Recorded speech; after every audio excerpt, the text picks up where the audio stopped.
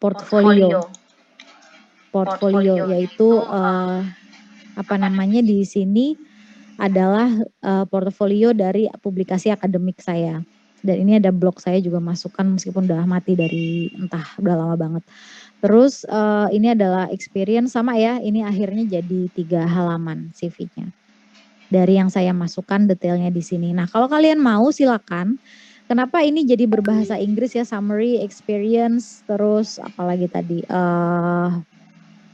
apalagi education ini jadi bahasa Inggris karena tadi kalian tadi sudah saya ubah language-nya menjadi bahasa Inggris.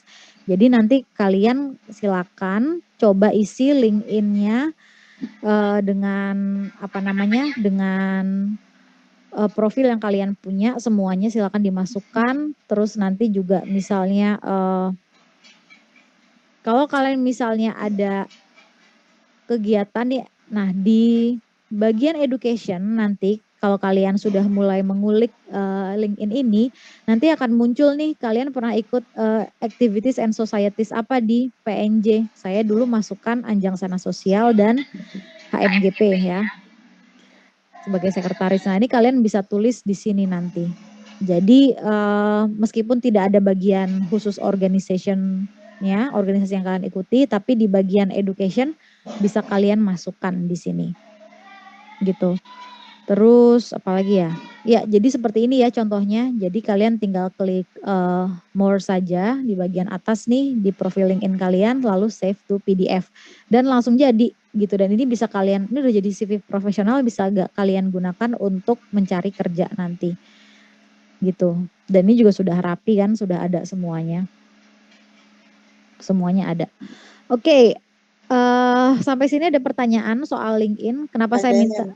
Silakan. Mem itu hasilnya jadi ATS friendly nggak sih? Kan sekarang perusahaan nyari yang CV itu yang sistemnya pakai ATS friendly itu loh. Wah, saya bahkan kurang tahu ATS friendly itu apa. Itu apa CV yang biasa aja gitu yang kayak putih selembar putih doang nggak ada desainnya gitu yang saya lihat di iya. Jadi ini termasuk ATS friendly bukan Mem? Yes, of course. Ini adalah CV yang to the point, yang putih ya meskipun ada warnanya sih. Cuma maksudnya ini tuh udah CV yang profesional yang nggak penuh desain kalian desain sendiri di Photoshop gitu enggak. Ini udah profesional dan ini apa namanya udah sangat cukup untuk kalian lamar ke pekerjaan ke perusahaan-perusahaan. Oke, thank you Mem. Oke, ada lagi yang lain? Jadi nanti mungkin 2 minggu lagi itu kalian sudah mulai sudah mulai latihan interview. Nah, ketika kalian latihan interview nanti silakan kalian lengkapi LinkedIn kalian. Nanti untuk interview kalian harus mengunduh CV kalian dari LinkedIn gitu. Jadi kalian lengkapi saja LinkedIn kalian lalu kalian unduh dan nanti dikumpulkan nih untuk latihan interview nanti. Nggak usah panjang-panjang nggak apa-apa karena ya zaman dulu saya baru lulus S3 ini kan saya bikin LinkedIn dari zaman saya S3 ya, D3. Saya lulus D3 itu saya bikin LinkedIn ya emang dulu masih cuma Politeknik Negeri Jakarta doang gitu saya isinya. Jadi memang masih dikit banget dan itu nggak masalah. Ini kan namanya juga daftar riwayat hidup ya semakin kita bertambah usia pasti pengalaman kita semakin banyak dan semakin terisi. Dulu saya di usia kalian pun juga isinya cuma ya Politeknik Negeri Jakarta doang gitu, belum ada UI dan seterusnya. Gitu ya, jadi nggak masalah kalau CV kalian nanti misalnya hanya 1 halaman atau 2 halaman itu sangat dimengerti untuk di usia kalian. Karena saya pun dulu juga begitu. Ada pertanyaan lain? Miss, izin bertanya Miss. Tapi keluar dari konteks pembelajaran. Saya lihat tadi Miss kan melanjutkan di Universitas Indonesia ya. Itu dari tahun 2011 sampai 2015. Yes, itu betul. Maksudnya ekstensi atau Miss mengulang kembali? Enggak, saya belajar lagi kayak dulu saya ikut SIMAK UI. Saya masuk kelas ya dengan adik-adik junior saya angkatan 2011. Saya kan aslinya 2008 ya lulus SMA. Ya saya belajar lagi dengan junior anak lulusan baru gitu. Jadi ya memang saya ngulang kuliah lagi kok, saya belajar. Jadi ketika saya ngerjain TA, terus lagi pusing TA, saya sambil belajar untuk simak untuk masuk UI gitu. Jadi emang apa namanya 3,5 tahun saya kan di UI. Iya. Soalnya kirain saya kan biasanya perkiraan itu kan ekstensi atau mungkin itu kan ternyata kuliahnya cepat gitu. Iya, enggak, karena saya di UI zaman 2011 tuh udah nggak bisa ekstensi. Kalau 2010 kalau nggak salah masih bisa, tapi tahun 2011 sudah mulai nggak bisa ekstensi. Jadi ya udah mau nggak mau saya belajar lagi dari awal untuk masuk UI gitu. Baik Miss, thank you informasinya. Oke, yang lain? Mem, apa beda TOEFL sama IELTS? Oke, TOEFL dan IELTS ya, bacanya IELTS. Oh di iya, sini ya, IELTS. Jadi kalau TOEFL tuh sebetulnya terbagi atas 2 jenis, yaitu TOEFL ITP yang kita tahu nilainya sampai 600-an. Kalian pasti sudah familiar ya dengan itu. TOEFL, dan ada juga TOEFL IBT.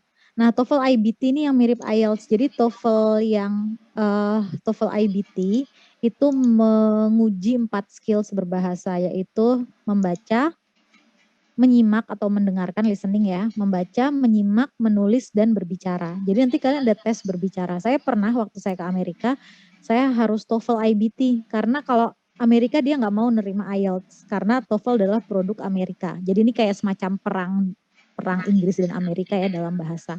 Kalau IELTS ini untuk ke British atau negara-negara persemakmuran. Saya ke UK itu pakai IELTS, sama di tes 4 skills juga, dari reading, listening, writing, and speaking gitu IELTS. Jadi bedanya sebenarnya sih hampir sama ya. Cuma kalau untuk IELTS itu dimiliki oleh Inggris dan negara persemakmuran. Jadi saya kemarin daftar ke Australia itu juga pakai IELTS. Kalau TOEFL itu untuk Amerika. Gitu aja bedanya. Dan ini beda dengan TOEFL ITP yang biasa kita tahu nilainya 600 ya. Kalau TOEFL IBT nih yang 4 skills itu hanya 120 maksimal nilainya. Kalau IELTS itu maksimal 9. Jadi di sini ya contohnya IELTS nih saya dapat 8, maksimal tuh nilainya 9, kalau yang paling rendah nilainya itu 1. Kalau 0 tuh berarti tidak mengikuti tes. Gitu. Jadi paling rendah nilainya IELTS tuh 1. Jadi sistem penilaiannya, nilai akhirnya ya beda. Cuma nanti bisa disetarakan kok. Misalnya IELTS 8 setara dengan TOEFL yang mana gitu. Tapi ini secara perkiraan secara kasar saja. Ada pertanyaan lain tentang CV? Jika tidak ada, kita akan lanjut ke ini ya, ke writing cover letter. Nah, kalian kalau buka e-learning itu kalian bisa buka nih di sesi ke-14, 14 Desember. Ini kalian bisa buka terus kalian unduh saja writing a cover letter. Ini bukan dari buku yang kita punya, tapi buku lanjutannya ya. Cuma saya berikan satu bab ini saja yang paling relevan, yaitu writing a cover letter. Silakan kalian buka dulu, saya sambil stop sharing. Silakan diunduh dari e-learning ya.